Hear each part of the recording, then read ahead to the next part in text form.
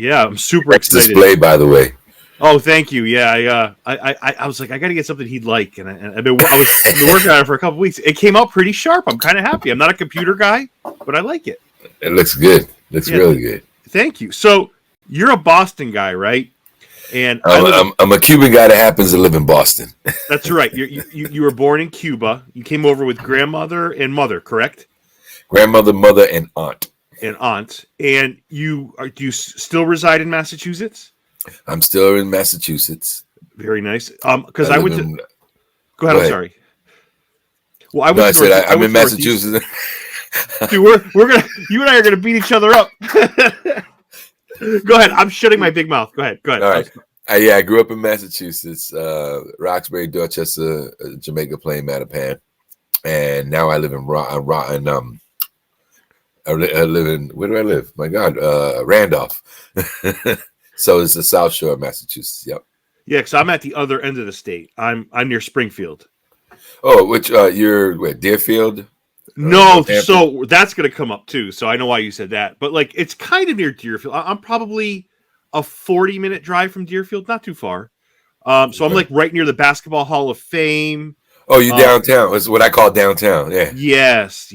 So I'm in. I got brothers that live in Springfield. I got some brothers that live in Springfield. Yeah, so it's a nice area to be in. I went to Northeastern, so I know where you kind of grew up, and I have an idea of that. So that's pretty cool. Are you a big football guy or no? I'm a big football guy, and yeah, I'm a little heartbroken, but I'm a big football guy. Well, I think we're both heartbroken, right? Because we're both Patriots fans. Yes, hard. Yeah. So yesterday, and I don't usually bring up sports, but I figure we're both Patriot guys. I feel like this is it for Belichick, Naheem. I think this is his last couple games as the This is coach. a rough way to go out. It's a rough way to go out. Yes. I wouldn't do it. To go out. Would you do it? I feel bad for him because he. What I really want to know, I wish I was a fly on the wall when Tom Brady and they had their conversation. He decided to leave. I really want to know what happened. And a funny feeling, something tells me, what if he cracked for partnership? And they laughed him off. And he said, I'm out of here. They said, okay. Yeah. Plus, I heard he was the less paid quarterback throughout the NFL all these years.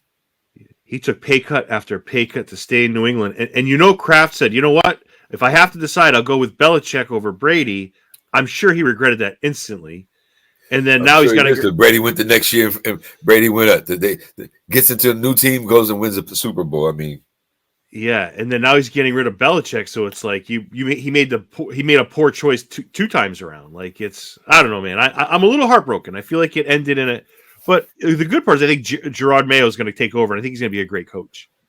Well, all I gotta say is that we had 19 glorious years, and I remember life before Brady. Me too. And I'm experiencing life after Brady. Yep. And it's right back to, I don't know if we'll ever get another situation where Brady or somebody will come and make magic, but whatever Brady did, he didn't do it by himself, but he's able to motivate those men. Yes. And he said it. He had, he would look at somebody and go, you see that guy over there? What'd he say about me? He's psyching the team. Look, they said something about you, and they know he didn't, but the fact that he would psych them out like that is why they played so viciously. Yeah, and I tell you, you hear Patriot fans, not you and I, but other fans complain, and it's like now they're not even going to games. It's like that's all it took was a couple bad years, and you're off the bandwagon like that. Like, yeah, you're not a real Patriots fan. Yeah, don't get in a foxhole. Yeah. Patriots. Yeah, don't get in a foxhole with me. I'm good with you if you're that kind of fan, right? Like no. I'm hardcore Patriots fan, hardcore Celtics, hardcore Bruins, hardcore Red Sox. Win or lose, they're my team forever and ever. Yeah, me too. Yeah, well said. Getting professionally speaking, I gotta say, Naheem, you've done a lot of teaching of acting. Like that is a huge thing with you. I mean, it's amazing your resume. Jesus. Yeah, man.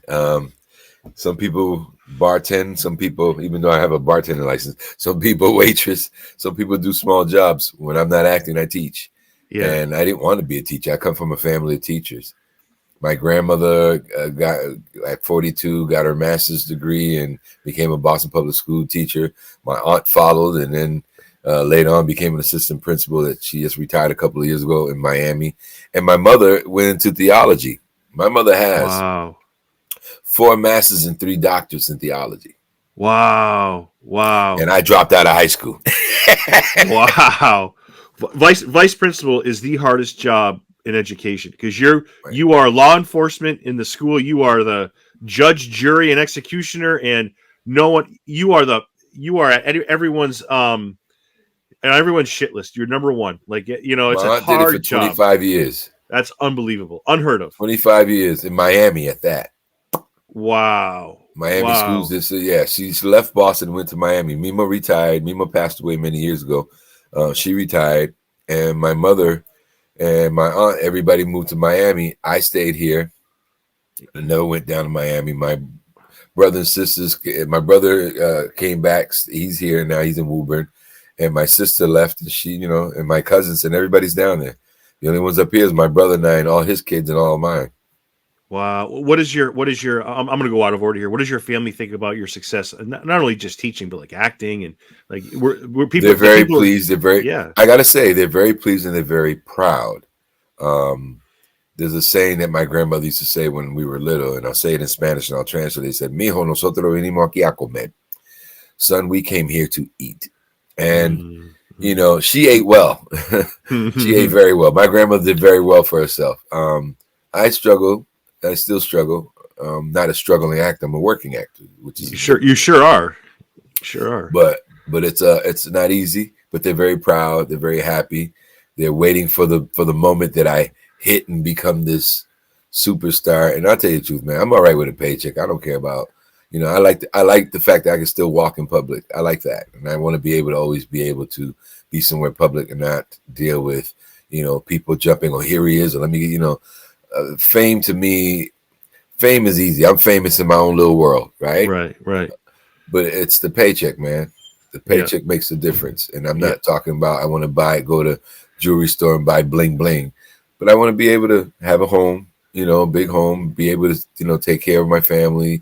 Be able to provide for my mother, in her these late years of hers, stuff like that. So my success would be to take care of myself and my family. I'm not concerned about having 30 cars and 3 mansions and all that other business. Yeah. I mean, I'm not going to say I wouldn't do that. I don't know. But I know right now from my state where I am, doing good work, square work, doing work that is, that contributes towards life. Like the Holdovers, it's a great contribution about human life, wanting, no matter what they face, still trying to rise to the top, still trying to be human, still trying to find some happiness. I like the fact that some of the work I've done has brought smiles and warmth to people. Yeah. I don't ever desire to play the serial killer or the rapist or the child molester. I don't want any of those parts because I work with kids, so I'll probably never accept a part like that. Right. Because I work with people, and I don't want people to say, well, why would he choose a part like that? And I don't want to say I wouldn't choose it for the money, because I would hope that never would be the case.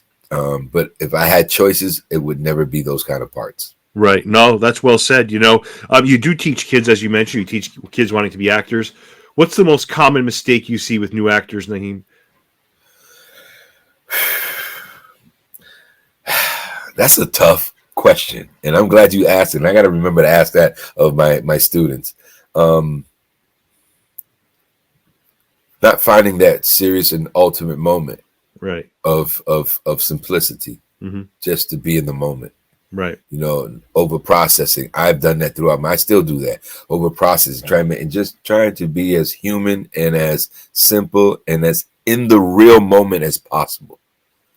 And also with youngsters, trying to make them connect to something they never had. Let's say I got a middle school kid or a high school kid that's a freshman or something doing an August Wilson monologue. And some of that information is above their head. They don't know. You talking about a kid. I asked him, do you have a girlfriend? He said, no. You ever been in love? He said, no. How do you get a kid to understand that you're doing a monologue about a heartbreak and you've never been in love? So there's a process in trying to get them to connect to different things. So have you been heartbroken? Have you ever wanted to go to Walt Disney? Yeah, and I wanted. My parents didn't go. How did you feel? That's what heartbreak feels like. Use that. Smart. That's clever. That's very clever. Yeah, that's clever. So I asked you one of the things that they do. The one thing I wanted to ask you was, can you tell right away which kids are like, damn, wow, or are there late bloomers? Are there kids?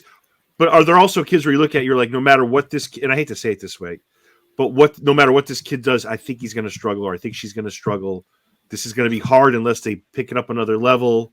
Tell me about that. Seeing kids, because you've been on the other end. I mean, my God, if you were my teacher and I was an actor and I saw your filmography, I'd be like, listen, I'm all in. Like, there's no I'm not bringing a cell phone to the party. You have my full attention. I'm not talking to the kid next to me. Like, I'm all in. No, yes, yeah, affirmative on all of the above. Yes. Yeah. I saw a student today, doesn't even realize they got it. Kept giving them direction. The kid kept delivering.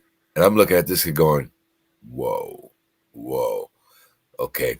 All you got to do is listen to me. I can get you to where you need to be. And he started listening.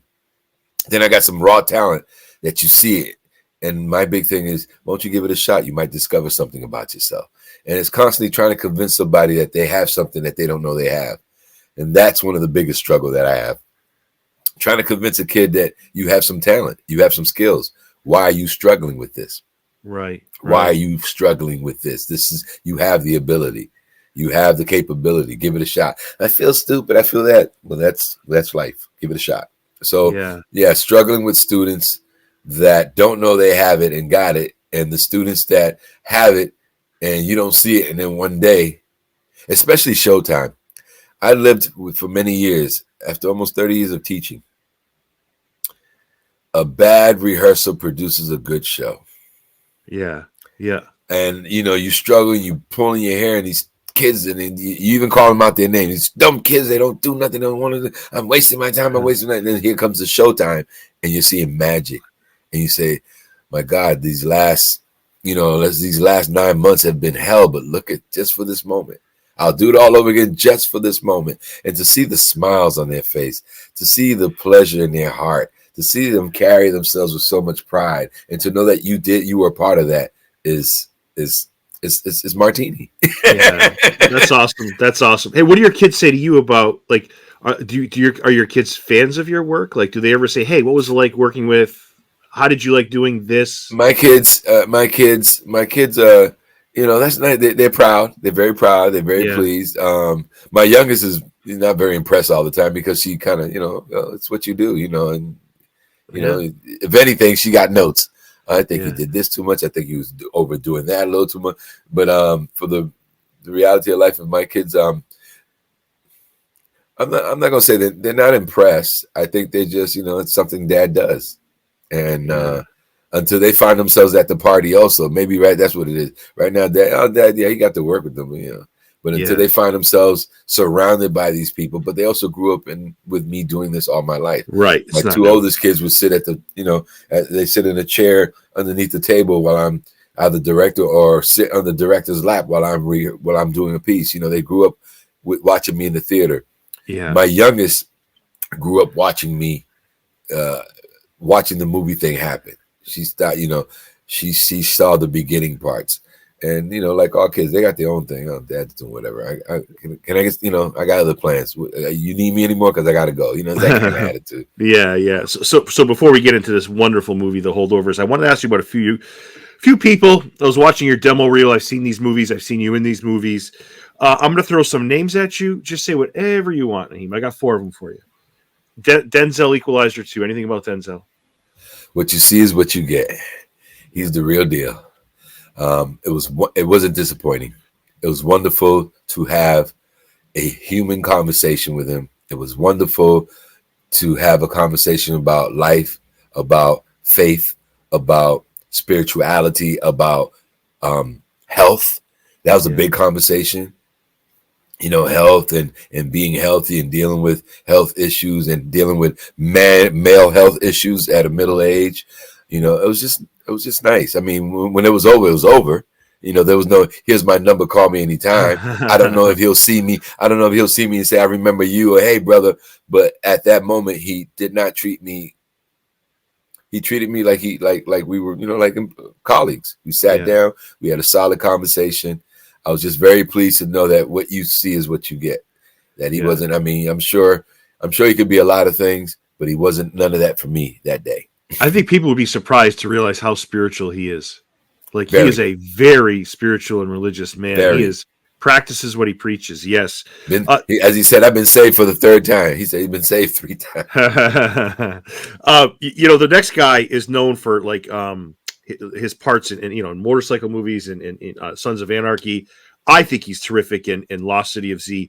I think Charlie Hunnam's a really good actor, maybe underrated a little bit. I think he's a very good. I'm gonna tell you, he is a very good actor. As a matter of fact, Jungle Land.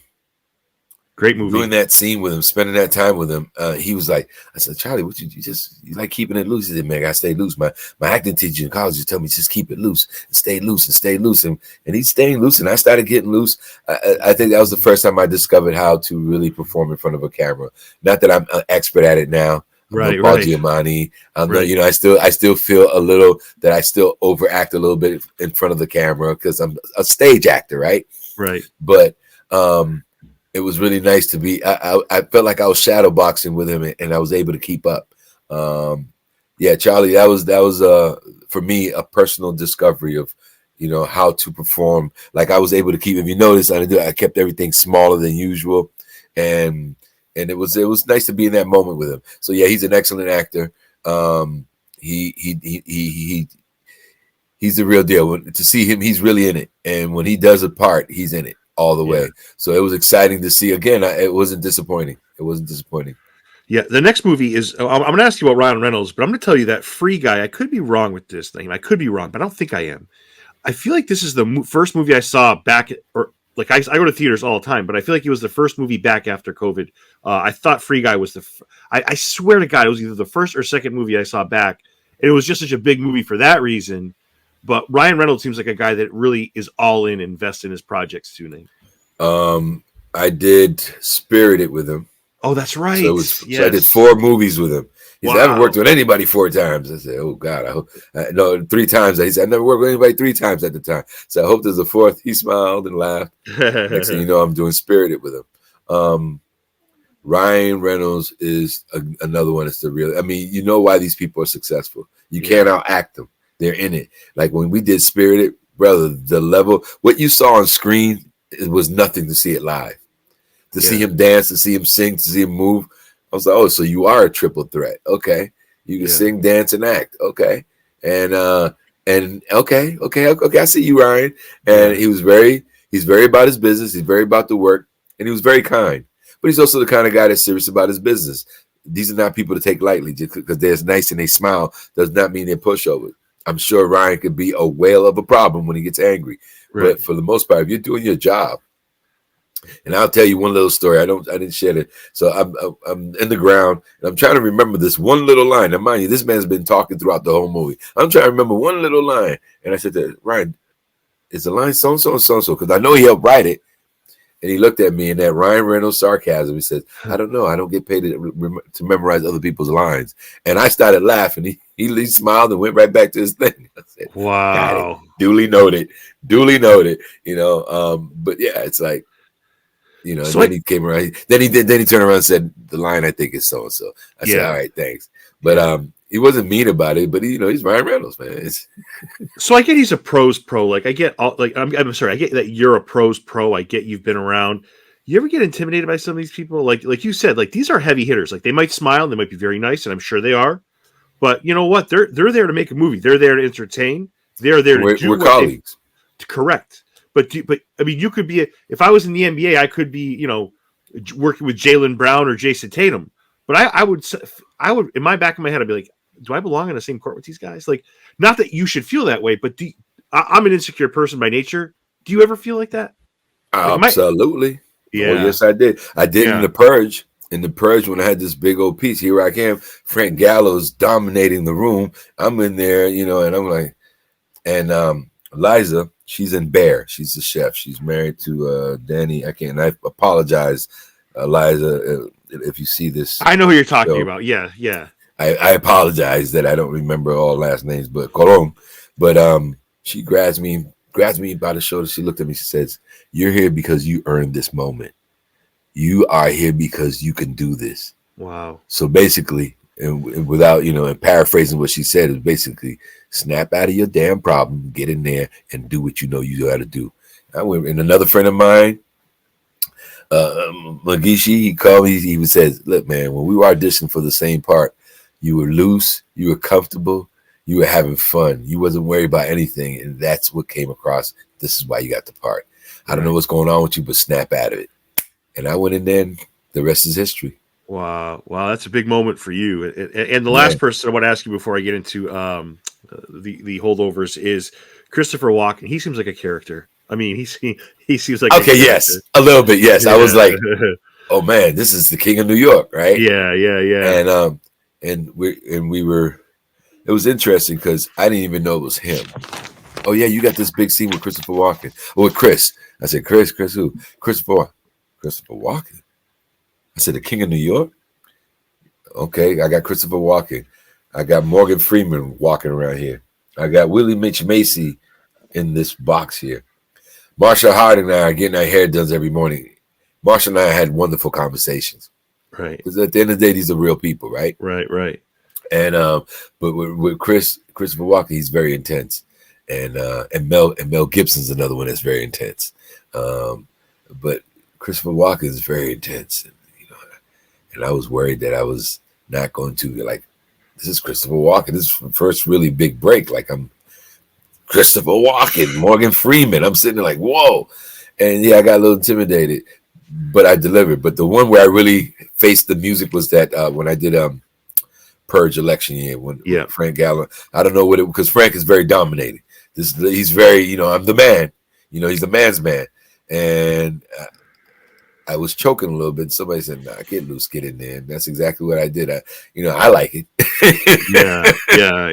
Yep. I love the Purge series. I love the whole lot of those movies. I think they're a lot of fun. It's scary because I scary as hell. I think that's a reality, a real reality. Yeah, let's hope not. Let's hope not. But I think somebody's thinking it.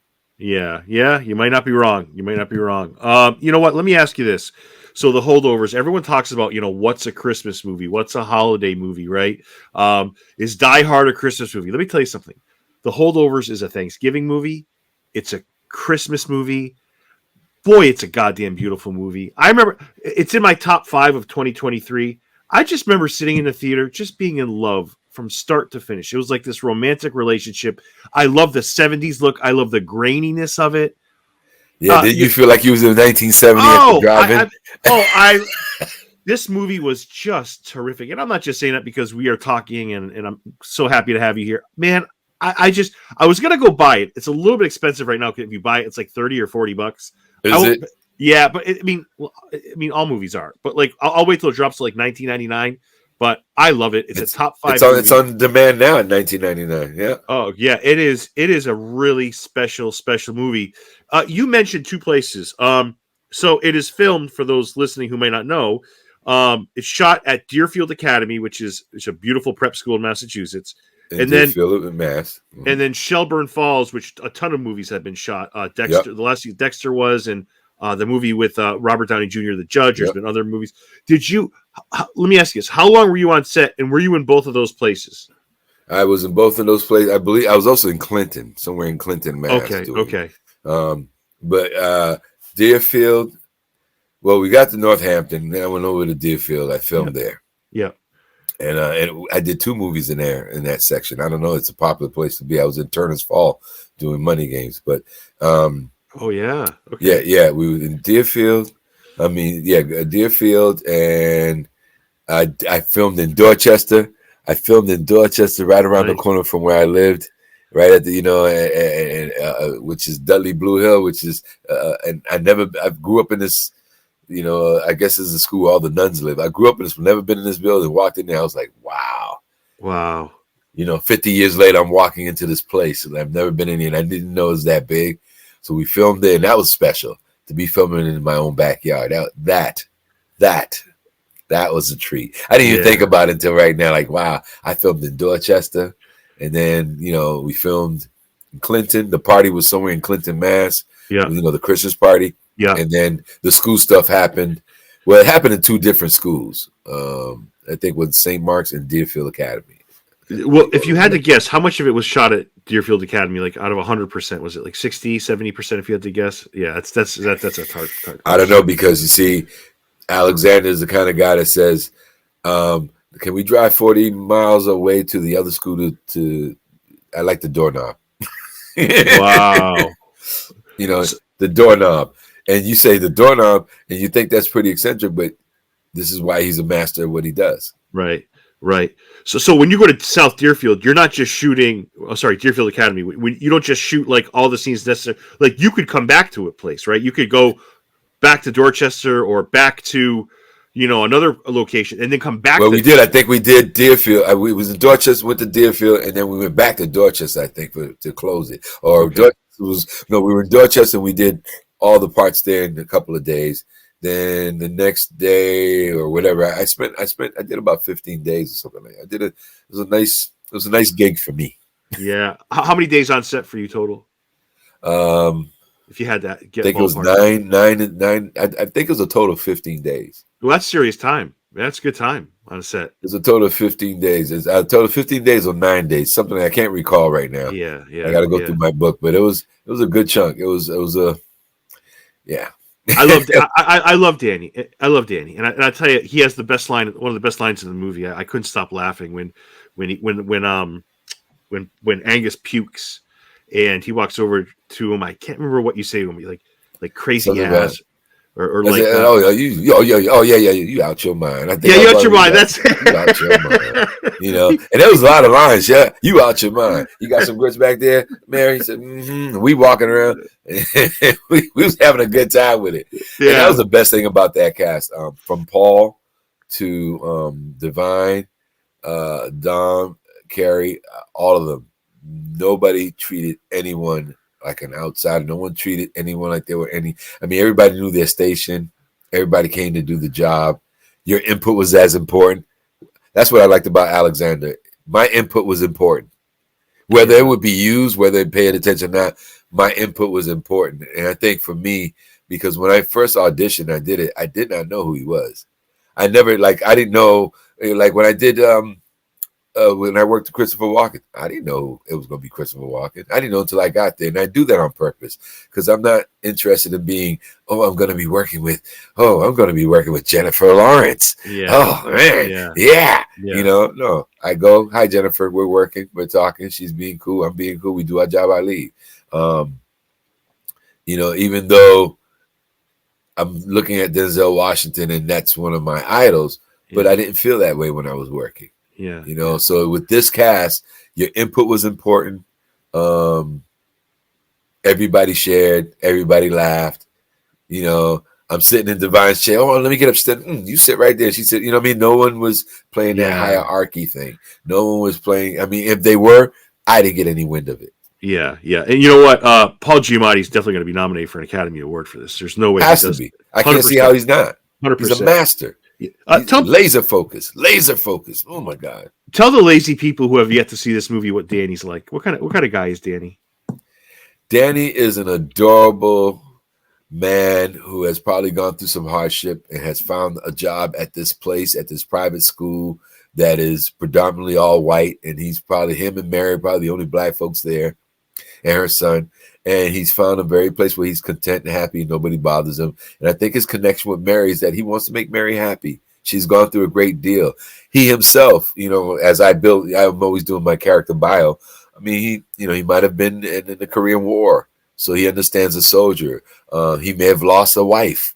He may not have any kids, or he may have lost a kid. He knows loss and he understands loss. And Mary, and for him, connecting with Mary was trying to make sure that she had something. At least she knew that she had love. Yeah. If he couldn't get anything more, her companion, she's just hanging out with her, knowing that he has nothing but love for her was enough for him. Because I was rooting for them. I wanted to see that evolved. And a lot of people say, I see it, and I was rooting for y'all to really have a connection. I said, yeah, but it was just enough. You know what? It's a bond that came together for each of them. Losing a son in the war, not having a father, not having a son. It's a bond created in sadness that at the end of the movie is left in happiness. Happy New Year's, throwing a cherry bomb in the kitchen. I'm going to say this to you before I forget, okay? One thing that drove me nuts this movie, I only have one complaint. And people are going to be like, get a life. When Paul and Angus at the end of the movie where he sticks up for the kid. He's got his back.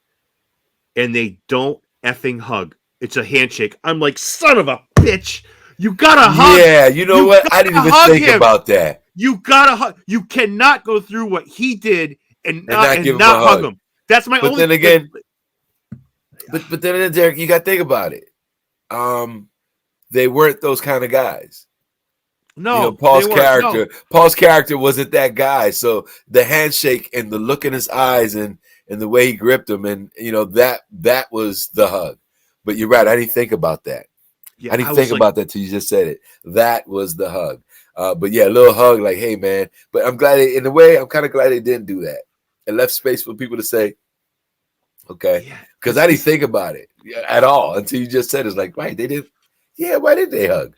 Yeah, I was like, oh, but I was okay with it. I was okay without that. No, I'm being sarcastic and nitpicking, but I get what you're saying. I wanted to have, because he was a father figure to him, and they were he was a son to him. Like they were feeding off what each other really needed, and they were really just a beautiful story throughout. And I was like, come on, Paul's character has gone through so much. He's right here. Take that one more step. And I get it. They weren't like that through the movie. And it's a major sacrifice. Paul sacrificed 35 years. Everything. To go Lord knows where. And hopefully he saved every check he had because he lived at the school. So hopefully he had money to travel and do his thing. Spitting that scotch out was such a boss move. Wait a minute. Drinking it right before he turned, before he left the school. Guess what? I got your $400 bottle of Louis. Bow! I'm out of here. That was excellent. I'm out of here. So we talked about how beautiful and cozy this movie looks. Oh my God. For those who haven't seen it, you're in for a real treat. I'm looking forward to the rewatch. So Dominic Sessa, who went to Deerfield Academy, who plays the lead, right? Plays Angus. As an acting coach, his first movie. What's your takeaway impression on this kid? Like, Jesus Christ. What you saw on screen, I saw at the table read. We were doing a table read 2 nights before they started shooting, and he was already fully memorized the entire script. He was performing it. The way he was performing it, he was there at the table read, man. This is what I'm saying. And I'm sitting across this kid going, oh, shoot. Wow. This kid. And I told him, I said, you're about to have one hell of a career. I hope you're ready for it. And he says, everybody says that. I said, Dom, you're not seeing yourself. You're not seeing what the rest of us seeing. Every now and then somebody like you comes around. I'm just glad that I was a part of your history, that I was here to see it and witness it. And years later down the line, I hope you remember I was on set my first movie, and Naheem Garcia told me to prepare myself for what's about to happen, and here it is. Because I told him, and now to find out that he's getting Best Supporting Actor nominations, he's already suited up. The agency, the manager, all that's already happened for him. Yeah, so it's there. This kid is, and he's incredible. But I'm sitting in a classroom. I'm sitting in a class. I had a classroom for a green room. I'm sitting in a classroom, rehearsing another whole script, because I got all this time. And I'm looking at the books, and this is a classroom that he's in. And I'm looking at all these books, and they are doing a crap load of Greek tragedies. Now, if anybody knows anything about Greek tragedies, though, that's some real acting. That is the kind of acting that requires really understanding language, really understanding moments. I mean, he's getting this kind of classical training, and you can see it when he's performing that he knows how to find that focus. This kid, for the first time, sat across the table with Paul Giamatti and held his weight. Not only held his weight, every now and then won a card game. Okay. Yeah. Good way of putting it. Good. And I have to believe this didn't happen overnight. This kid's been good for a while. Like, we just found out. I think, like I said, every now and then you see someone like, you had Beethoven at 6, and I'm not putting them all up. Yeah, I am. This kid is incredible. This kid is great, and I hope to get a chance to work with him again. But we're going to see wonderful things with this kid. We're going to see wonderful, wonderful work, and he's amazing. I want to see more work because I want to confirm that what I saw was real. Because seeing him live and in the moment, he was in that moment. I couldn't tell the difference between. I said, "Is he? He's not acting." Even when we talked, he was the same way. So I'm saying, okay, now I need to see you do other things and find out if you're really this good. But I think he is. I not only think he is, I know he is. I saw it. I saw it in his eyes. I saw the training. I saw the way he performed. Yeah. Not everybody. I mean, I've been a 30-year veteran, and I needed a little help and encouragement at my stage. This kid he's acting across the table from Divine, from Paul, from Kerry. I mean, he's the truth, man. Yeah, he's the truth, and I'm honored to say that I was there. Well, but you're the truth too. I mean, it's a cast effort. Yeah, it's a cast effort. The cast, everybody's great. Yeah, the whole cast. Even the actors that they're not talking about. Those kids in that classroom, they were on. Yeah, they were all. What you saw, they all came with it. They were all ready. Yeah, even the younger versions of the kid, not the younger versions, the kid that plays the is it Mormon or Quaker? The little boys, the little too young. They were amazing. Yeah, they were amazing. I saw kids. Now I did a movie called The Sleepovers. Yeah. And there's all these little kids, and these not little kids, okay, young people, very young people. Right. Middle, you're looking at middle school, high school, and the level of maturity. And I don't just mean as them as individuals, but the level of maturity in their acting. That was like these are the kids that you see growing up in Disney and becoming big actors. Yeah. And Divine. That kitchen scene that you guys saw. Yeah. After that scene, it changed the whole thing. I mean, she's been doing great, but when she did that, after that scene, I think the level of how everybody looked at her differently. Everybody saw the man. I mean, it was Paul shot that scene twice.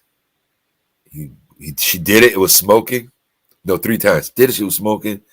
Did it, and then he went the last time because the last time it was a heavy. What you saw on screen was nothing compared to being in that moment. It was heavy. Yeah. I mean, I was moved by it. We were in it. And Paul comes up, whispered, really, we'll try it one more, okay? She just nodded. He walked away. Everybody quiet and action. And it happened. And I'm going to tell you, after that scene, people looked at her and it turned everything around. I don't know what may be happening in the backseat, but after that, she heard that turned. I mean, it was amazing. I looked at her and I said, "That's why you're Divine Joy." Yeah, that's right. She was.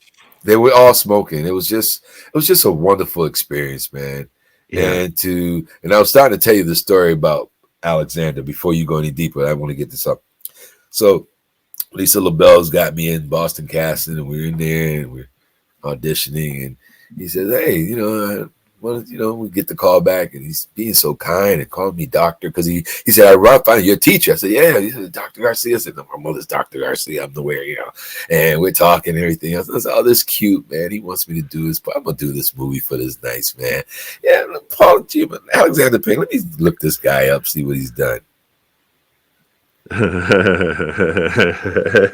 What? And he saw me. So at that point, now I can't thank him enough for seeing me. Yeah. He saw me. I didn't see myself like he saw me. He saw me. I was the third person. He said, "You're the third person that casted in this movie." I said, "Really?"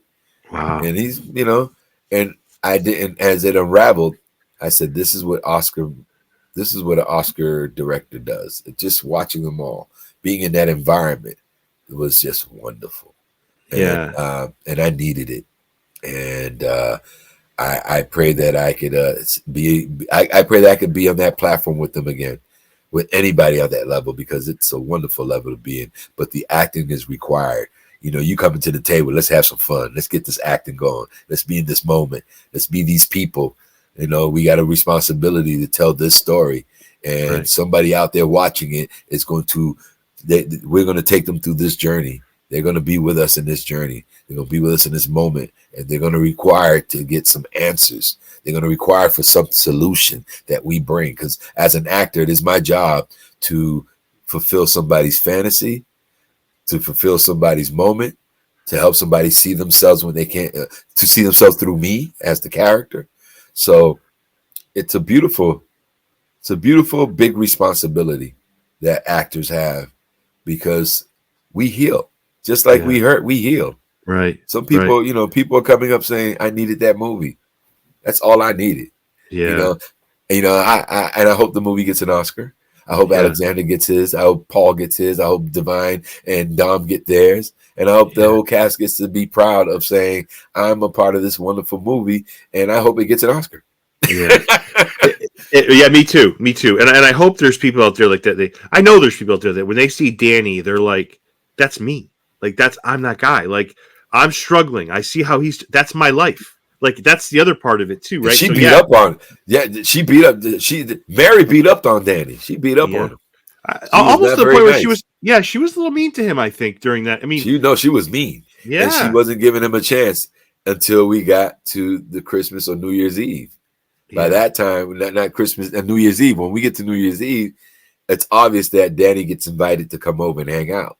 Yeah. It's obvious that he's hanging out with her. Like, he's not her boo, but might be her boo thing, but he's not her boo, But the way she treats him at the Christmas party is terrible. But the way Danny responds is so beautiful. Like, it's so sweet. It's just I think that's what Alexander saw. I think that's what he liked. That I was very tender and very sweet with her. Because I won't lie, it would have been nice to have seen that relationship evolve on film. Yeah. That would have been nice for me. But nice for the character, because just like Danny was trying to be there for her, I think he needed love. He needed something to love. We don't know how long he's been up there working at this place by himself. We know that Mary's been there 20 years. He might have been there just as long. He might have saw her whole life. He might have been friends and close to her own child. He may have not ever been married. He may have been in love once. Who knows? Maybe this job saved him and isolated him from the rest of the world. And now he has an opportunity to be sweet to somebody, especially somebody who he's liked. And he had to see her child grow up. The child grew up in the school. So he knows these people. Yeah. He knows this woman. And at this point, he came into the rescue. No matter what she did, I'm going to stand right here. I'm going to show you I love you. I'm going to show you I'm going to be with you. Yeah. I'm your friend. I'm your friend, Yeah. And there's people this is almost a little bit like The Breakfast Club. There's a couple movies it reminds me of. It's not like people that find each other in this sadness, right? And it's a special thing,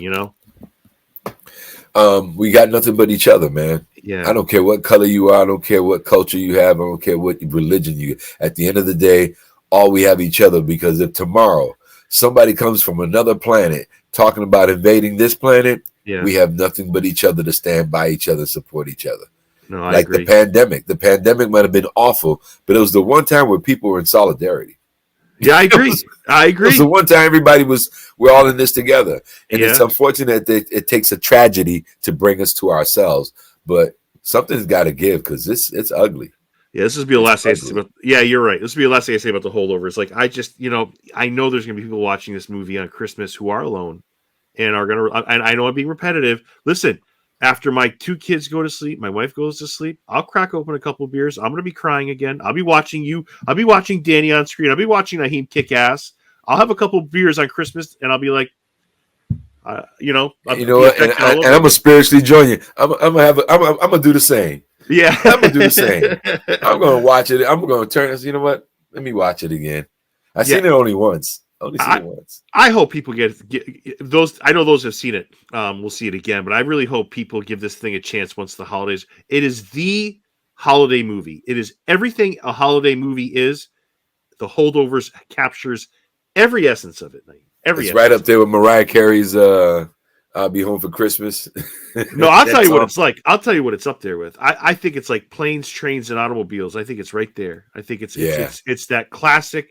You could sit. I mean, like me, I love watching movies alone, but like it's that classic where you could just sit with somebody, love somebody, and just be entertained. Like you said, entertain somebody, show them, hope on screen, show them something to aspire to. Get mad at them, cry with them. Yes, cry with them. Yeah, stop treating him like that. Leave Danny alone. Like that's give him a shot, give him a chance. Yeah, Danny. Sorry, not Danny. Paul and Divine have a really sweet relationship on screen. She's the only person I can tell him, stop being a piece of crap. Like enough. Like it was appropriate, wasn't it? Wasn't it appropriate for her to be that person? And he needed it. He needed that. He needed And this is the one movie where I'm gonna be careful what I'm saying, but I'm gonna say it. This is the one movie where color wasn't an issue. Yeah, I never even thought about it. Status. We knew status was an issue. Yeah, but not color. And it was the one time where it didn't matter what color you are. We're here, they're there. That's what that was all about. Going back to your pandemic point, like it doesn't like it brought them together. This loneliness and sadness brought them together. Oh, that's and they also worked well. He's been there 30-something years. She's been there 20-something years. These people know each other. Yeah. These people know each other. You know, these people know each other. Daddy can come up and put a bucket and a mop in everybody's face and say, "You gonna clean this," and walk away. Divine could tell them, "No, you ain't getting no breakfast now. Go F off," and they live with it, right? They're not like, yo, this is the one movie where I gotta say, the color was not an issue. It wasn't about color. It was about status. The big U, the little eyes. That's all it was. And it didn't matter where you were. People found themselves in equal, because Paul's character, this man had odor. This man had a nasty disposition. This man, he smelled like fish. That's right. Even he found a little love, right? Yeah, yeah. It wasn't deep, but he found somebody who was interested in him and liked him and made him feel like, oh, okay, I could put my bow tie back on. I could throw a little spray underneath it, make sure I'm not stinky, because that was a little heartbreaking when you find out the lady that's been nice to him the entire movie has like a boyfriend or a husband. That was a little heartbreaking. He goes to the party. It's like, ooh, like he finally gets like this ounce of hope, only to be dashed away by this dude coming in and giving her a kiss and a hug. Like, what the hell? He said, okay, well, let me go in the kitchen and see what's going on with Mary. Yeah. Last question. Talk about Paul just in general. Just one of those freaking actors that just blows your socks off. It was a bucket list. Just like Denzel, just like Sandra Bullock, like Ryan Reynolds. These are actors that I've always liked and always cared about. Morgan Freeman, William Mason. These are actors that I've always enjoyed. And any Paul Giamatti movie I'm going to watch, because chances are you're not going to get disappointed. First of all, he's a wordsmith. We're talking about an actor that can swallow dialogue and take you in a journey. The dialogue's not going to sound the same. Right. He could take you in that. You could talk, and you just want to hear him talk, and you're going to be right there with him. Like, wow. Right. Laser focus. I would pass by, "Hi, Paul," and he's rehearsing. And no matter what was going on, he was so laser focused. And I would just sit there and watch him and say, "Yep, that's how a master does it." And I'm sitting there saying, "That's how a master does it." But I'm also doing the same thing, not realizing that birds of a feather flocking together. Right. We're all in this movie together. And even from the, I'm going to go back to, I know that we talked about Paul and we're talking about Paul, and Paul was amazing. But let's just talk about the man that set the tone, our director. Yeah. Alexander Payne. I'm sitting there watching, I'm at the parking lot, wherever we were, at some parking lot, to get a COVID test, because we were COVID testing left and right. Right. And I get there and I'm watching Alexander. I'm watching him about 25, 30 feet away from him. He's in the middle of a heavy shot. He's walking to go get a bottle of water, and he stops. And he stops the security guard, says, "Hi, I don't think I met you. My name's Alexander Payne. I'm the director. And you are? It's a pleasure to meet you." I tell this story every time I get interviewed, because that is where I fell in love with that man. This man is directing a major movie. He stopped what he was doing to introduce himself to the security guard watching the cars. Wow. This is what I'm saying. Everybody was valued. Everyone was valued and respected. Now, that's from my perspective. Somebody else may have a horror story I don't know about. And I'm very happy that none of that touched my ground. Right. None of that hit my surface. I didn't see it. I don't know it. And even if I heard about it, it was water off a duck's back. You know what I mean? Yeah. Because what I saw was something you don't see all the time, especially with these Hollywood directors. I mean, Sean Levy was wonderful and kind. Yeah. I know a couple of directors that wonder, and was, they're wonderful and kind. But this guy, Alexander Payne, what a beautiful soul. Yeah, that's good to hear. When he stopped to do that, man, I'm not gonna lie to you. I fell in love with the man. I said, "That's my guy." Yeah, that's awesome. Can't nobody tell me nothing wrong about that man. I don't care if he slapped somebody and they caught it on camera. You can't convince me that. Can't convince you. Yeah. There's, and I'm sure you can vouch for this. I'm sure there's been sets you've been on, and I've heard other actors say this. where you have a director who's the exact opposite of that, or another lead actor who's the exact opposite of Paul, they can ruin a set. They can ruin a movie. How they act off set, right? Off camera, sorry. I will say this. Recent movies in the last 4 years, I've seen that. And I've seen that from some of the biggest actors in the world. And I won't mention her name. Yeah. I mean, I wish I had a list. I would have you blink. I'd guess some names. Just blink. This is a nasty business. Somebody, did he talk about me? Yeah. No, but yeah, you can see some people really get, some people a little bit too much. And a little bit too much. But as you know, but one thing about this business, karma's a bitch, as they say. Yeah. It will catch up with you. And we've seen that with a lot of actresses. We've seen that with some very big actors that were very big, and nobody wants to touch them because they're difficult and they're difficult to work with, and nobody wants to deal with that difficulty. Nobody wants to be talked to a certain way. You know, I'm doing this movie, and they're telling us don't speak to none of the stars. They're your colleagues that starred, and you're sitting there, and I'm looking at the magazine. I'm sitting at the table just waiting for the shot, reading the magazine, and they come up to me, the two women, they come up and they pull the magazine away from me, and they start scrolling through it. Like they were looking for, because people were getting fired for just saying anything to an actor. Hi, you're fired. Please leave. Are you kidding? Nope, I'm not kidding. I'm not kidding.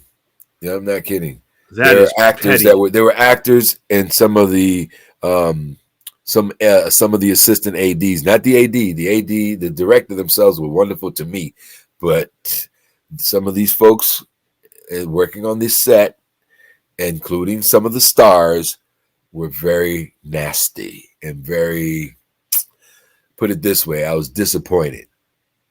Yeah. But I wasn't surprised. See, to me, there's no way that if someone acts like that off camera, that a movie can be successful as it should be. But the movie was not only successful, the movie was made big money. See, I don't get it. The movie made big money. All I got to say is if you put a 2 and a 7, you'll figure it out. Yeah, I don't know, man. I'm gonna make you go home and you're gonna say, "What did he mean by that?" I'll be looking at it when we get off. Is there anything you wanted to throw out there as far as projects around the horizon for you, or some social media? Madam Web's coming out. Money Game's coming out. Challenger. I had a short 2-second moment playing Zendaya's dad. And Madam Web, I have a 2-second moment where I'm talking to the star, and Dakota Johnson walks by me. She told me I had a nice voice. Very nice. I hope she remembers that voice and said, "Hey, how about that guy with a voice in Boston?" Yeah, and other than that, just teaching young people, preparing young people for this contest coming up, the August Wilson New Voice Monologue competition, and the next narrative competition. So, I'm always preparing students for competition. I personally am preparing myself to undertake a play. Nothing's official yet, but I'm preparing to do an August Wilson play. And if you know anything about August Wilson, those parts aren't small. Right. And it's moments like that where I pray that I get a little Paul Giamatti in me and become that wordsmith, because, it's a wordy play, but I'm preparing for it, and just hoping that any director, producer out there that's watching this, come holler at your boy. I'm ready to go. Naheem, you're a special guy, and I want to wish you a happy holiday and a very happy New Year, my friend. I'm very happy I got a chance to talk to you, and you're a good man. Thank you for this. And thank you for having me on your show. And same to you, man. You're a wonderful guy. I appreciate you. I appreciate your honesty and your rawness, and I hope a lot of success to you. And I hope I get to do this again with you. Oh, I hope you come back too, man. Yeah, let's do this. Thank you very much, and take care of yourself. You're welcome very much. Thank you too. Yep.